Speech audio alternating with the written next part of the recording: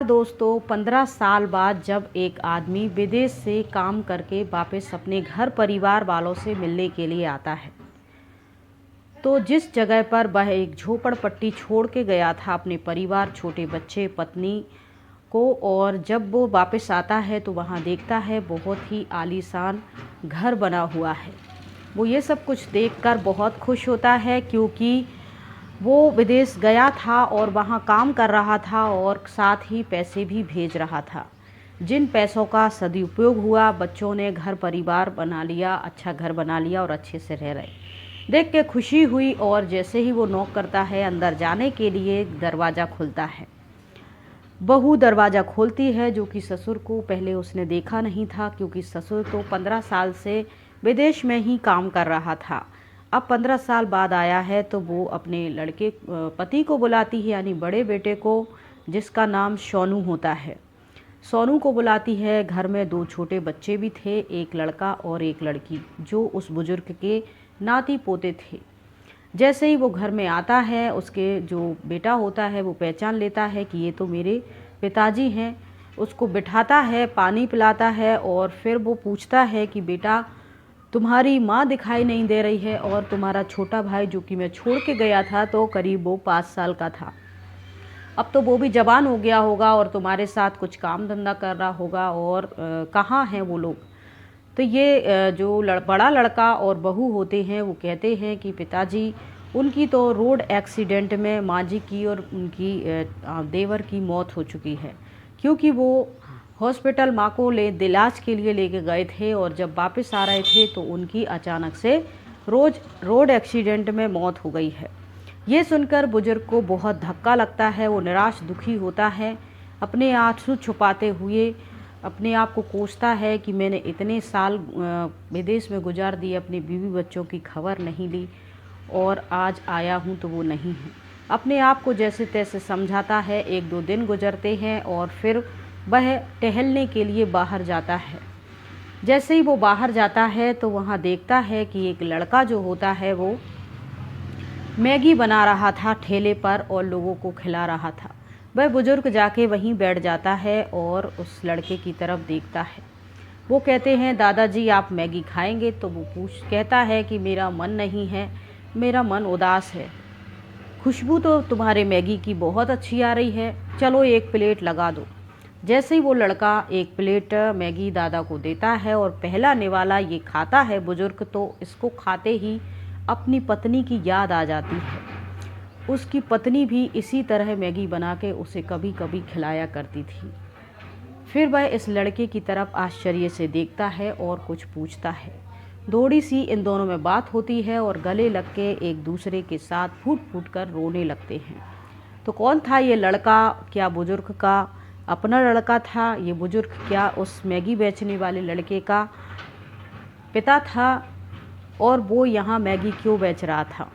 चलिए कहानी को थोड़ा शुरू से समझते हैं। 15 साल पहले जब ये मान सिंह नाम का व्यक्ति हिमाचल प्रदेश के शिमला में, इसका एक छोटा सा कच्चा मकान था, जिसके अंदर इसकी पत्नी शारदा और 2 बेटा, बड़ा बेटा सोनू जो कि 16-17 साल का था, और छोटा बेटा प्रमोद जो कि 5 साल का था, अपने परिवार के साथ रह रहा था। यह राम सिंह एक कंपनी में काम करता था।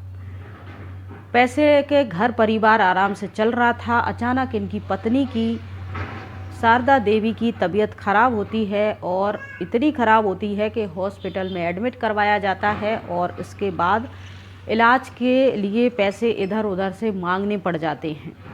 पैसे मांगते मांगते राम सिंह पर बहुत कर्ज हो जाता है और वह परेशान दुखी रहने लगता है। तो उसका जो बड़ा बेटा सोनू होता है वो कहता है, पिताजी आप दुखी मत हो, मैं भी कुछ काम करता हूँ और हम दोनों मिलकर घर परिवार चला लेंगे। सोनू भी अपने पिता के साथ काम करने लगता है, और लेकिन कर्जा इतना हो गया था कि दोनों के काम करने के साथ साथ माँ की दवाइयाँ, घर परिवार चलाना, बड़े लड़के की शादी करना, छोटे को पढ़ाना, ये इतना पैसा पॉसिबल नहीं था। राम सिंह को पता चलता है कि चलो अब ये कंपनी विदेश में है, तो क्यों ना मैं यहाँ काम ना करके विदेश चला जाता हूँ। और वहीं काम करूँगा, वहाँ मुझे ज़्यादा पैसे मिलेंगे। अपने घर परिवार शारदा देवी से बात करता है तो वो बहुत दुखी चिंता में हो जाती है, क्योंकि ये कहानी बहुत पहले की है और इस समय कोई विदेश जाया नहीं करता था, गलत मानता था कि वहाँ जाएंगे तो लौट के नहीं आएंगे, कुछ हो जाएगा, कैसे जाएंगे, तमाम प्रकार के सवाल थे दोनों के। लेकिन राम सिंह अपनी पत्नी को समझा देता है कि ऐसा कुछ नहीं है, ये कंपनी में मैं यहाँ काम करता हूँ, कम पैसे मिलते हैं, जिससे हमारे ऊपर को ज़्यादा कर्जा हो गया है। अगर मैं बाहर जाके काम करूँगा तो ज़्यादा पैसे कमाऊँगा, कर्जा भी हो जाएगा, तुम्हारी दवाई भी अच्छे से हो जाएगी और हमारा घर भी अच्छा बन जाएगा, बच्चों की शादी सब कुछ हो जाएगा। ऐसी दिलासा देके समझा के जो राम सिंह हैं वो निकल जाते हैं विदेश और एक खाता खुलवा के जाते हैं अपने बेटे का, ताकि वो कुछ पैसे उसमें भेज सकें, घर की मदद हो सके।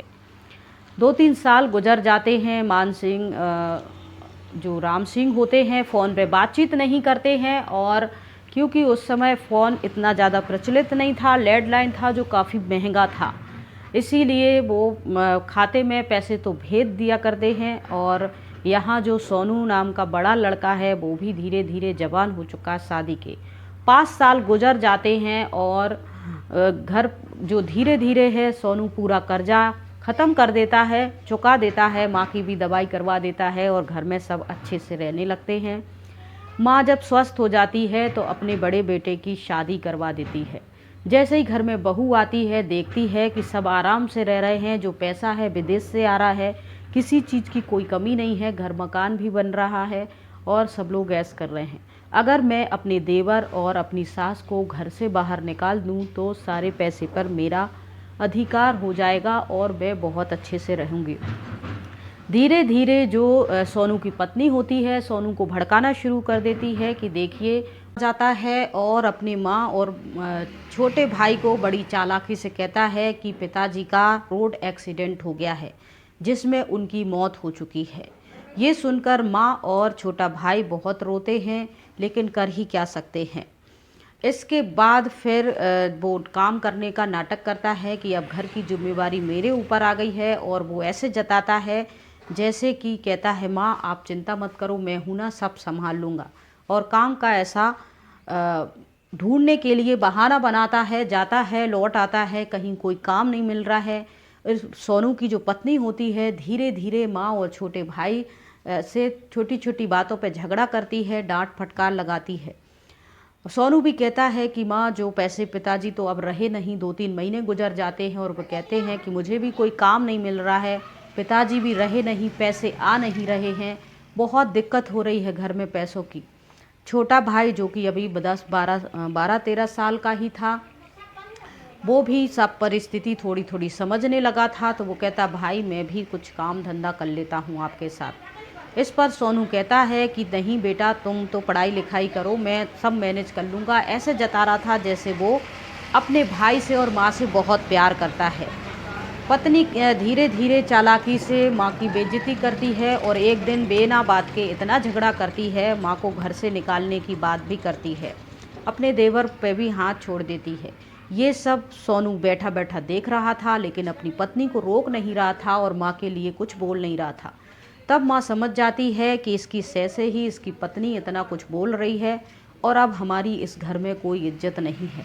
वह अपने छोटे बेटे का हाथ पकड़ती है और कहती है चलो बेटा इस घर में अब हमारी कोई ज़रूरत नहीं है, तेरे पिता भी नहीं रहे, हम वहीं बाहर कहीं भीख मांग के गुजर बसर कर लेंगे, लेकिन हम इस घर में नहीं रहेंगे। इस तरीके से वह अपने छोटे बेटे का हाथ पकड़ शारदा देवी घर से निकल जाती है।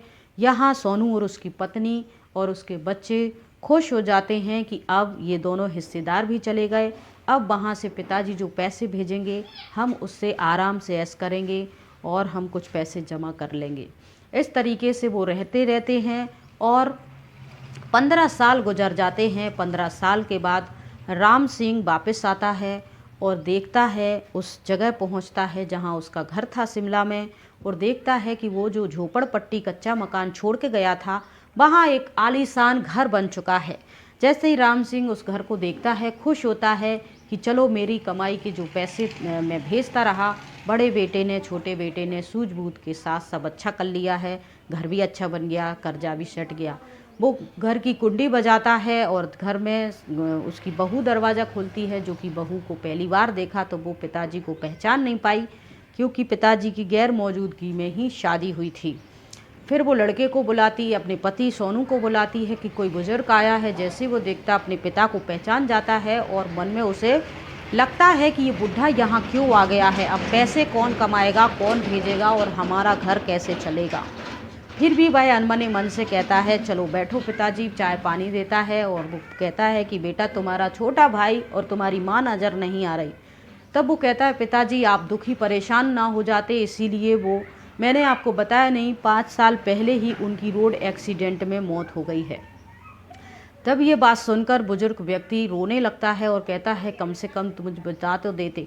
तब वो कहता है आपकी तबीयत खराब हो जाती, उधर कौन देख रहा था, माँ की तबीयत खराब थी, छोटा भाई हॉस्पिटल लेके गया था, मुझे थोड़ा काम था, मैं नहीं जा पाया और उनकी एक्सीडेंट में मौत हो जाती है। सुनकर बुजुर्ग को बहुत दुख होता है। वो थोड़े आंसू अपने छुपाते हुए दबी सी आवाज़ में पानी पी के और आराम करने चला जाता है। 2-4 दिन गुजरते हैं, बुजुर्ग का घर में मन नहीं लग रहा था तो वो बगीचा में टहलने के लिए चला जाता है और वहीं कुर्सी पे उदास से मन से बैठा। वहीं बाजू में एक लड़का ठेले पर मैगी बना रहा था और बेच रहा था। मैगी की खुशबू जानी पहचानी सी लग रही थी और उसे अच्छी लगी।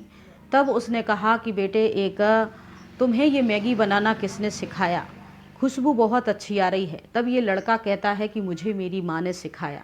अच्छा तुम्हारी माँ कहाँ है? तो वो कहते मेरी माँ घर पे हैं, आराम कर रही हैं, वो बीमार हैं, उनको कैंसर हो गया है और डॉक्टर ने 1 लाख रुपए के इलाज के लिए 1 लाख रुपए मंगाए हैं इलाज के लिए। मैं मेहनत मजदूरी करके पैसे इकट्ठे कर रहा हूँ। जैसे ही उसकी माँ की इलाज के बारे में सुनता है, बुजुर्ग अपने बैग से चेक बुक निकालता है और 1 लाख रुपए का चेक काट के उस लड़के को देने लगता है। वो कहता है नहीं दादाजी, मुझे आपके पैसे नहीं चाहिए, मैं तो अपनी मेहनत की कमाई से अपनी माँ की दवाई करवा लूँगा। खुददारी देख के वो पूछने लगता है बेटा तुम्हारी माँ का नाम क्या है? तो वो बताता है शारदा देवी। ये नाम जाना पहचाना था, मैगी की खुशबू जानी पहचानी थी। तो बुजुर्ग थोड़ा और उत्सुक हो जाता है और कहता है बेटा तुम्हारा नाम क्या है?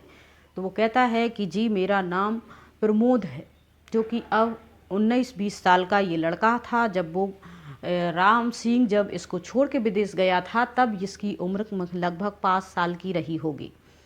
तब वह भावुक हो जाता है और कहता है कि तुम अपनी माँ के साथ यहाँ क्यों रह रहे हो? तब वो बताता है कि मेरे भैया भाभी ने मेरी माँ को और मुझे घर से बाहर निकाल दिया है और मेरे जो पिताजी विदेश में काम करते थे उनकी मौत हो चुकी है। जैसे ही ये बात सुनता है तो वो कहता है तुम्हारे पिता का नाम क्या था? लड़का बताता है मेरे पिता का नाम राम सिंह था। तो देखिए अंकल कैसा इत्तेफाक है। वो कहते मेरे बच्चे और बीवी का नाम भी यही था, कैसा इत्तेफाक है।